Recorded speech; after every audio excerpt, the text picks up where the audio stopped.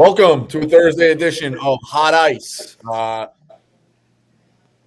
not going to humbly say it, but I mean, Barstool's hottest gambling show. We'll dive right into it with the scorecard. The hit parade hits, hit a couple of best bets, gave out some great info. Ev, Carl, I want to welcome you to the program. How do we feel? Obviously, I mean, Tuesday was good to us. Tuesday was good. How has yesterday kind of rolled? How's the week going for you guys, Carl? Yeah, momentum's hot. I gave out a pick yesterday on Twitter. If you see the guitars going, on my Twitter feed, that's an official play for me. We had the guitars out for the Tampa Oakland under, and it was a little shaky off the start, but that game could have been 2-1. Honestly, I said in episode 1 that we're hot. Yeah, we got a little echo. Is that okay, Rico? Sorry, pal. Yeah, I'm gonna pop in.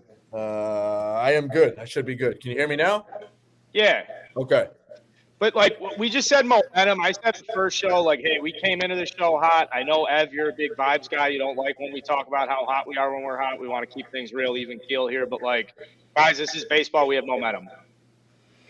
It's early in the season. It's a grind. I'm glad the boys are winning as a show collectively. As long as if you guys are winning, we're winning.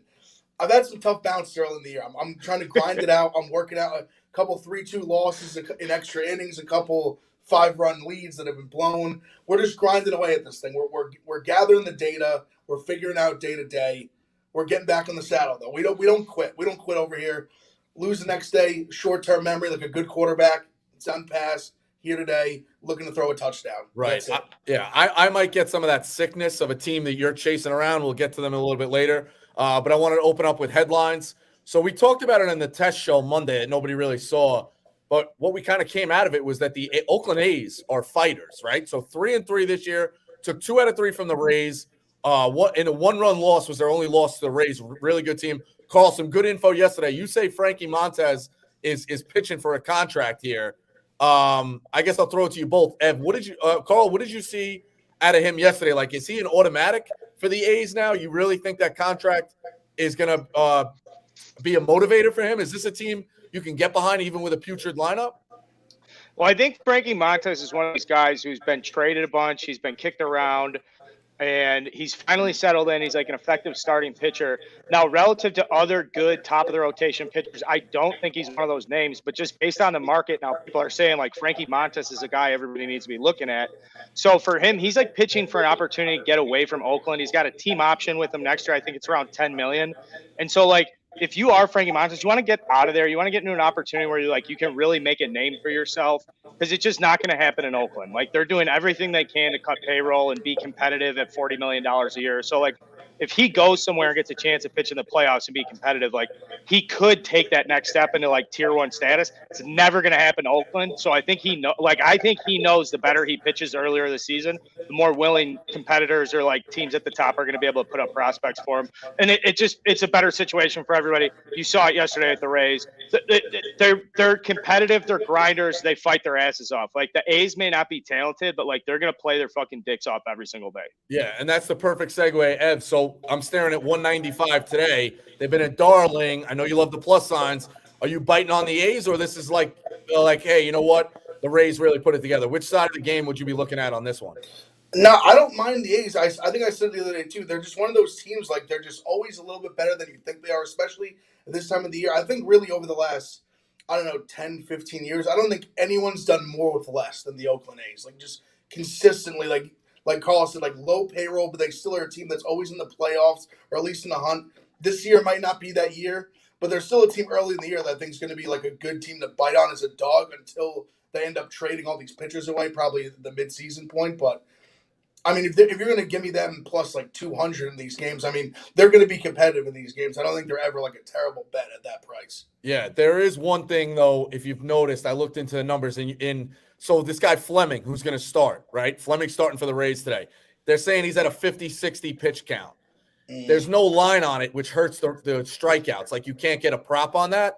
But if you look at what the A's have done this year, 8 strikeouts in every game, and they have double digits in 3 of them. This is a team who will strike out a lot. If it becomes a line and you get Fleming at even with a 50-60 pitch count, 2-3 innings, I'm looking at his strikeouts. I know there's no line, so we're not going to spend too much time on it, but the Oakland A's are striking out a lot early here. So keep an eye on that.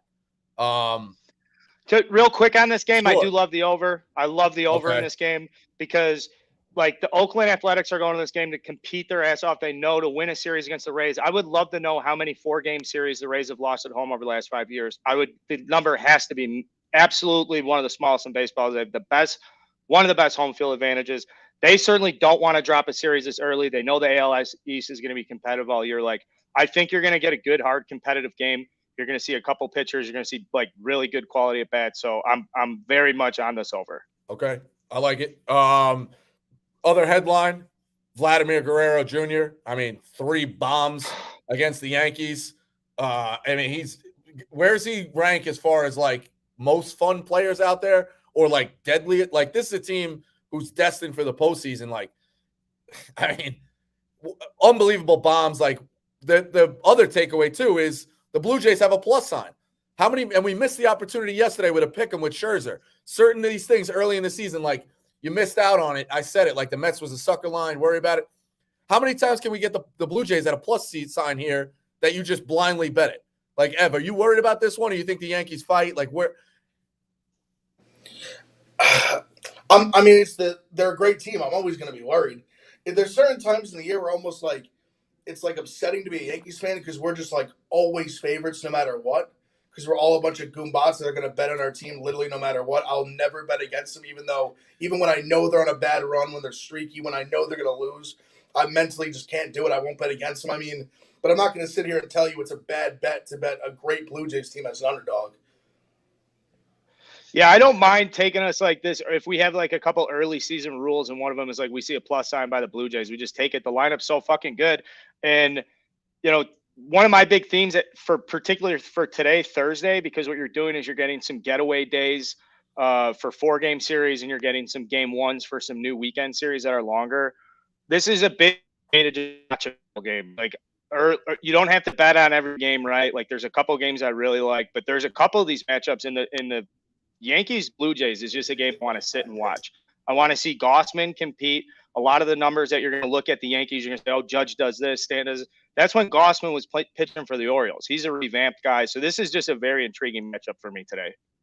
Okay. But yeah, I love the Blue Jays plus money, though, too, at the same time. Right, yeah. I think the same thing with Scherzer. Like, you missed out on those opportunities. How do you not take it? There's certain things that you go to. So we'll get right into it. Dog of the day. I'm looking here at the Cardinals. Plus 125 is what I saw it. Now, they hit Woodruff really well. The Brewers hit the Cardinals really well. I like Goldschmidt. I like O'Neill to get on base here.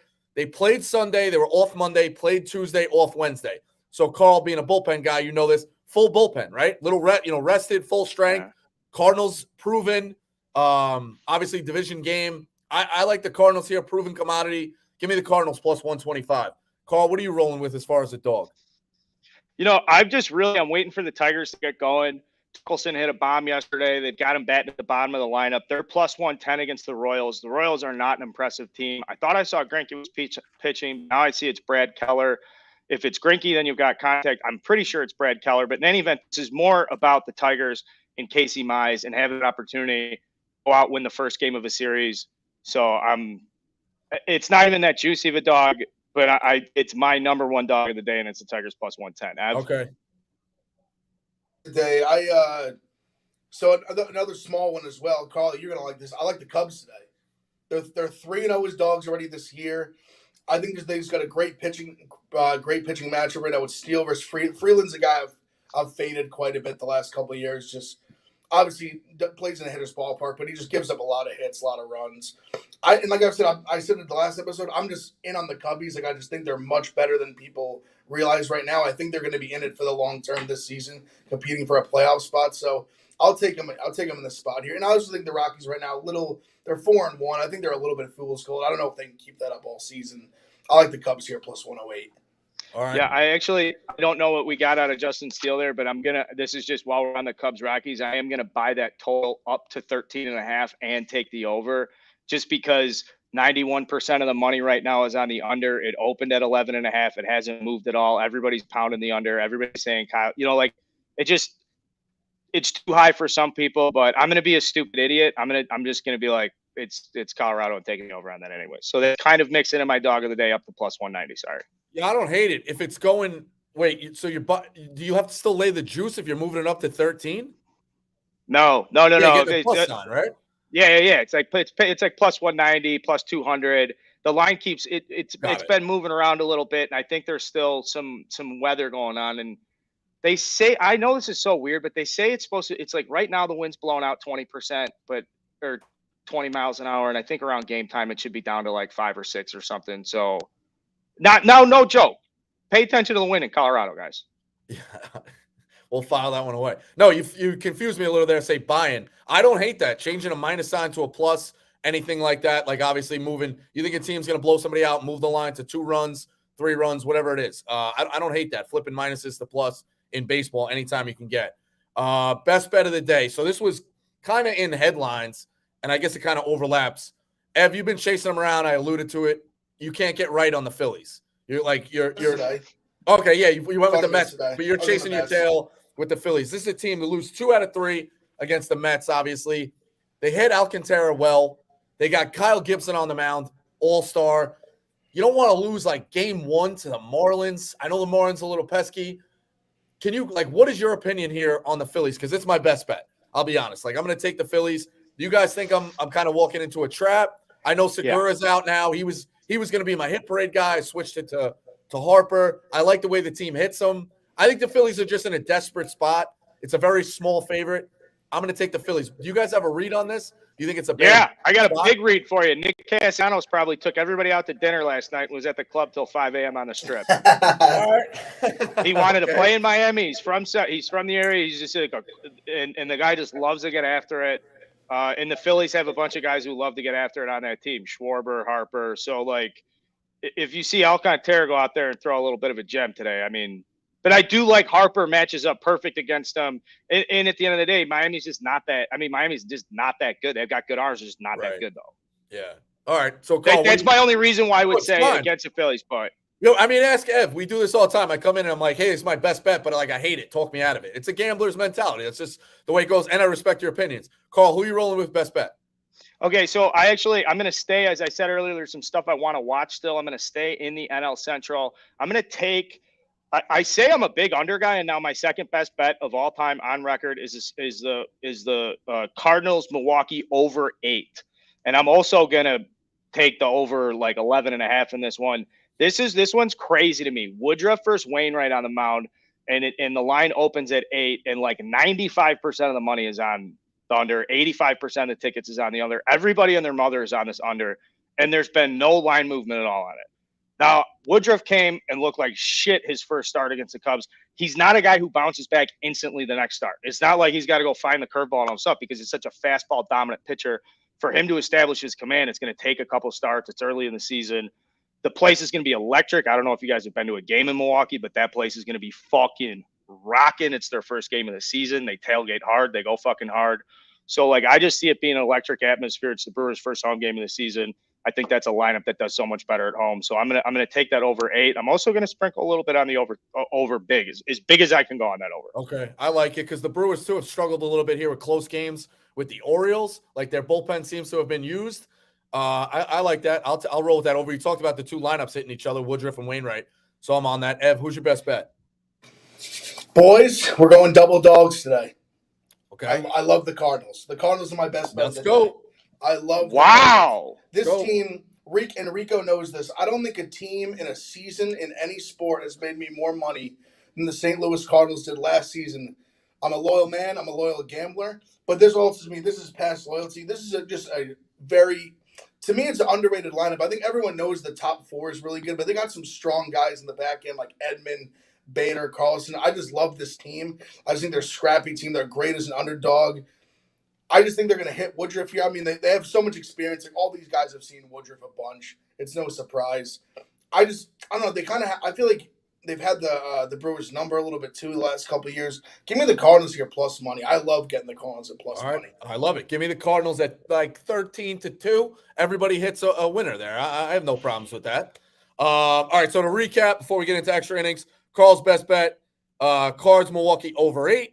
Ev's on the Cardinals. I'm on the Phillies. My dog is the Cardinals. Ev's dog is the Cubs. and Carl's on the Tigers. The hit parade, real quick, pump it. We hit it the other night. I'm going to Harper. Harper hits 391 against Alcantara. I mean, he's a pro hitter. Granted, he might have been out last night. He's one of those guys, like Darryl Strawberry in the 80s. He could roll up. Guy hits one off the fucking scoreboard. Give me Harper to get on base here. Who are you guys putting in as far as the hit parade? Yeah, I threw in Marcell Ozuna again. Yeah. Marcell Ozuna is the type of guy who will hit 470 one month and then 210 the next month and play through a shitty hamstring injury and stuff. So when he's hot, he's hot. I've said from the start, I'm a momentum guy. I like his matchup. Joe Musgrove to me is just kind of like a big wet bag. He's soft away. If you want to beat Ozuna consistently, you got to pound him inside. You got to be able to buzz him like Corbin Burns. Ozuna's going to be looking outer half. Fucking Joe Musgrove is going to be serving it up. So I like some hard hits. And I'm going to say specifically to right center field. All right.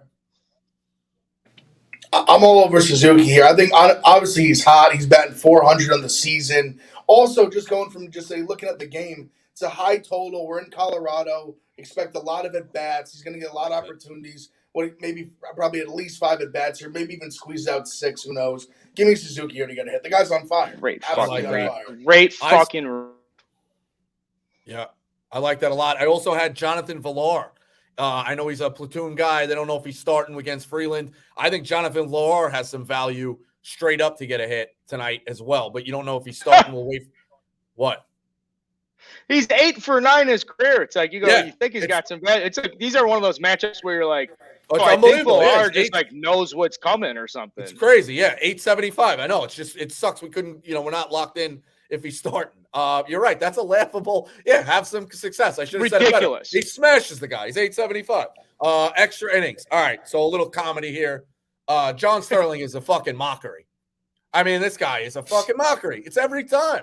Listen, Rico, you're a gambling man, right? You win every pick you make? That's not true, but he took a gamble. Took a gamble and he lost. It goes like that sometimes.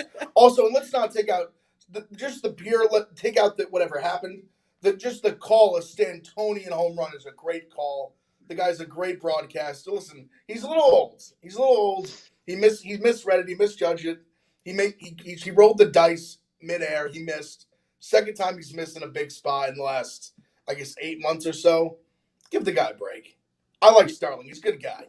Tough break for him. He's definitely entertaining. I mean, you can't knock that. But like I say it all the time, I do think the Yankees have one of the worst broadcasts, radio and TV going. I'm not a Michael Kay guy. Come on, you got Susan Wallman and Sterling. You got to listen to that. I mean, it's iconic. I'm gonna miss him. I listen to him, but it's also been. It's not his first time. It seems like every week he's calling a pop-up. It's true. So. No, the days of good broadcasting are over, boys. Forget about it. The days of having good storytelling and insight, instinct, and intuition. It's now just guys trying to sound cool, read off a sheet, OPS plus, slug this and that, WABA, and it just doesn't hit. The other thing is people are afraid to be really fucking biased and partial. Fuck being impartial. Come on, let's go. You're my, especially for baseball that. You got to hit us with the home cooking. That's what it's all about. Yeah, the White Sox were big time homers too with the, put it on the board. I do like that stuff. You're right. And again, we talk about baseball, not doing a lot to be fun. Maybe Sterling is good for the game. So good spin zone, Ev. I kind of what you're saying with the being biased part, it is high, it is far. He doesn't do that when he doesn't do that for the Blue Jays. No. He only does that when the Yankees are hitting home runs. And I will give the Mets credit. The Mets do have a strong broadcast. Unbelievable broadcast. I mean, listen, our fucking sideline guy 5-6 years ago, Kevin Burkhardt, is now the face of Fox. So unbelievable. The Mets broadcast is great. Giants, Padres, unwritten rules, bunting, running. The Giants put a spin zone on it, right? So, what? I mean, is this going to be – we're going to get some dust-ups with these guys? We know the Padres love to mix it up. Where do we stand with that? What was your takeaway of the unwritten rules, Carl, being the baseball guy, in the dugout, knowing what's going on? What do we expect? Yeah. The Giants are a soulless, heartless organization, and the Giants just operate based on X's and O's, binaries, 1-0. They're a computer-driven. They are as close. They're like the Astros equivalent of the National League without being cheating scumbags, even though they toe that line. And I'm not calling them cheating scumbags. I'm just saying they toe a line. So, to them, they don't give a fuck. Like, they're just like, we're going to take the highest percentage probability chance, whatever. We don't care about written rules at all. Like, that's just the nature of the Giants. And I'd be careful because Carlos Rodon, as a Chicago guy, like, he's psychopath. Like, if you throw if you get him all fired up and stuff and he can start rubbing off on the starting pitching, like, heads will roll. So I would just like to see everybody just calm the fuck down. Everybody just calm down and play some baseball. Yeah, I'm kind of like, I go back and forth on it because I'm more like, listen, because I come from the mind frame where it's like, if you don't want me to score runs, like, stop me. But so that's kind of usually where I go on it. But at the same time, it's always like bunting. Like, I don't know. I'll never go ape shit on the guy for like just trying to score runs. But we're playing pro baseball here. It's not little league. We're not. There's no mercy rule. They're all right. And the Padres are the ones that the Padres just like throw fireworks and just shit on everybody. I feel like it's just like everybody stop bitching. Just stop fucking complaining. If the guy bunts and he gets on base, who gives a fuck? I'm just like, I'm over it. I really am. I'm over it. I did have a note here, Rico, I wanted to share with you quickly. Sure. This is like when I come up with when I think of these things, I'll write these down. I not just share with you, Rico, but obviously you too as well, Big Ev. I'm not that came out wrong. But I wrote this down today while I was doing my handicapping. In a battle of bad, pitching versus hitting, always go with the bad hitters. Pitchers are way worse at their worst, which is why I am going to sprinkle Pittsburgh Pirates today, -129. It might be the only day of the year I bet on the Pirates. JT Brubaker against this Yohan Adon guy. It's going to be making his third major league start. He was pitching in high A last year. He's got electric stuff. He throws 90-9. Sometimes it's all over the place. I'm going to sprinkle it lightly because I don't want to feel bad if I get the pick wrong. But I have a big star next to this Washington Nationals Pittsburgh Pirates game today, and I don't know why. It's like my favorite pitching matchup, and it's fucking Yohan Adon versus JT Brubaker. What? Sorry. So you're on the Pirates? Yes, and their hitters suck. Yeah. Everybody on the Pirates hits fucking 220, except for Brian Hayes. He's hot. Got it. But the guy for the Nats is a gas can. I mean, dude, he's just I think he walks like 7 per 9 or something in the minors. It's fucking crazy. So, right. Yeah, I mean, but Pirates, that's how. Yeah, no, just bad hitters. You've seen the Pirates in person. I mean, they're definitely worth the fight. I don't hate it. That's good. All right. Any closing thoughts? Let's win, boys. Let's go. We'll get the hit parade up for you. It's another edition of Hot Ice. Thank you. See you on the Barstool Sportsbook. Good job, boys.